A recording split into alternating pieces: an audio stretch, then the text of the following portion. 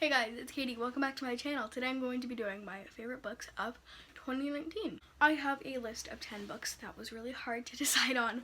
I made this list with like 2 weeks left of December, so there might be some moderations in the next couple days because it's currently the 28th, so I have 3 more days left of the year, and I'm pretty sure I'm going to finish one of the books that I'm currently reading. So the list might change, but we're just gonna pretend it won't. Okay, cool. So we're gonna start with my 10th favorite book of the year to my top book of 2019. In my 10th favorite book of 2019 was Truly Devious by Maureen Johnson. In this book, we follow Stevie Bell, who is a student at Ellingham Academy.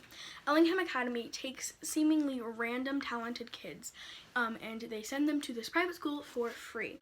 In the earliest 20th century, the founder of Ellingham Academy, Mr. Ellingham, his wife and children were kidnapped, and no one actually ever found out how they died. And Stevie Bell is determined at her time at Ellingham Academy to figure out what happened to Miss Ellingham and her daughter Alice. So I loved this book so much. Seeing the world through Stevie's eyes was super interesting to me. I loved seeing how she figured out all this stuff because she's very interested in criminology. Seeing how she figured everything out was really interesting. Also, it was really intense and it kept me hooked the entire time, and I'm just really excited to continue with this series. Like, I just love it so much, and I am so excited to continue. In spot number 9 is a book that I actually got from my library and don't physically own, and that is Spinning by Tillie Walden. This is a graphic novel, which is also an autobiography recounting Tillie Walden's life as she figures out who she really is with her sexuality and everything else like that. She has gone through a lot in her life, and I just loved reading it. The art style was really beautiful, and I just loved how relatable a lot of aspects of the story were. It really shows how hard it is to figure out who you are as a young person, and I really, really enjoyed it. I read it in a day. It was like a really thick graphic novel, but it was really quick to fly through. And I love the art style because all of the art is only done in purple and yellow, which I think is really pretty. But anyways, beside the point, I loved that book, and that is the book in spot number 9. In spot number 8, we have Eliza and Her Monsters by Francesca Zappia.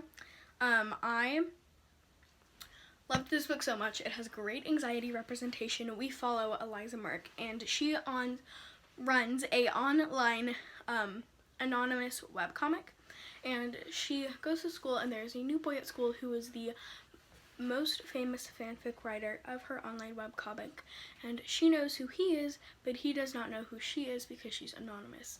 And it's all about their relationship and how Eliza's anxiety really takes over her life, and I really relate to that. And I really loved that book. I read it I think in July, and I just loved it so much. I actually finished it in my first 24-hour readathon ever, so it's like a really special book to me as well. In spot number 7, we have a YA romance book, and I'm just gonna let you take a guess at what this book is. It's Love, Simon by Becky Albertalli. Well, technically it's Simon versus the Homo sapiens agenda, but oh my gosh, I love that book so much. I read it in a day on the way to Chicago in ebook edition. My family lives in Chicago, so we were driving up to Chicago, read it in 7 hours. So good, so relatable to me, so like funny. I love Simon as a character, like his Oreo obsession, me though, like I just loved him as a character. I loved his sister, and I loved all of his friends, and I just loved how cute the story was, and my heart was about to burst at that final scene though. Like, oh my gosh. I actually watched the movie a couple years ago, and I didn't even know there was a book about it. My brother was like, I saw this movie that just came out, let's go see it. And I was like 8, so I was like, sure. And so we went and saw it, and I really liked it. And now that I knew that there was a book, I read it, loved that as well. So yeah, definitely recommend that, and that is the book. That is my 7th favorite book of the year. In spot number 6, we have Scythe by Neil Shusterman. I read this, I think, again in July from the library, and I loved it. I loved how intricate this world is. In this book, we are living in a world where we have conquered death. No one can die unless you are gleaned by a scythe, who are appointed people to control the population.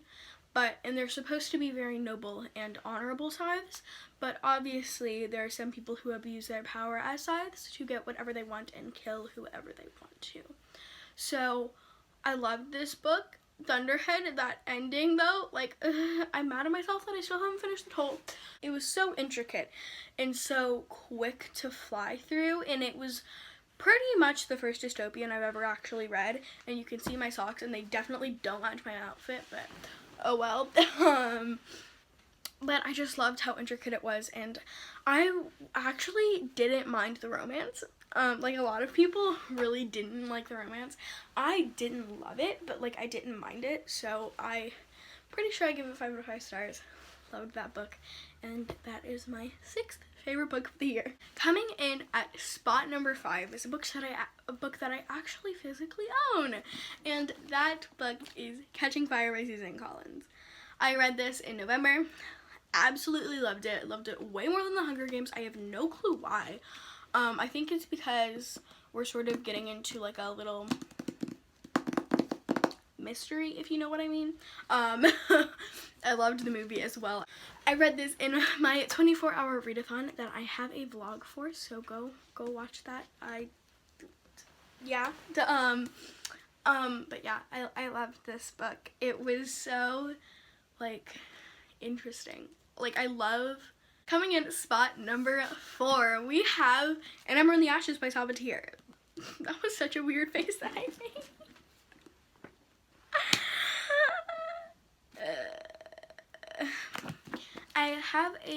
I love this book. I don't really know how to give a synopsis. It's better if you just go into this book blind, so I'm just gonna not give you a synopsis for this thing. It is so floppy though, like.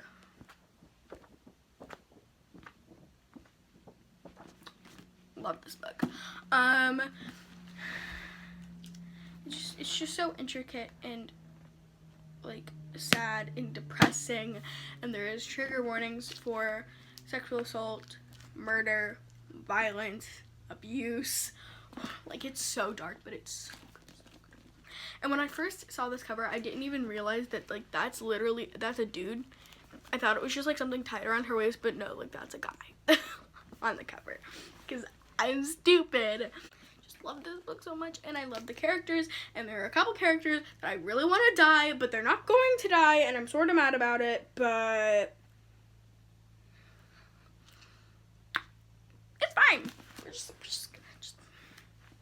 Now we have the book in 3rd place. Now, it is a book that I read, and I annotated, and I have talked about it a lot on my channel. Strange the Dreamer by Laini Taylor. I don't even know what to say. I don't give you a synopsis for this book because you shouldn't know anything about this book going into it. Because I was mad at myself that I knew stuff going into it because I didn't want to know anything going into it. Oh my god. You know when you love something so much where you're either just like super passionate about it and are just like, oh my gosh, I love this book, and you like give a list on why you love it, or you're just like this is my child, like no one hurt me, like no one hurt it, it's mine. I literally feel like I'm gonna cry. Like my baby.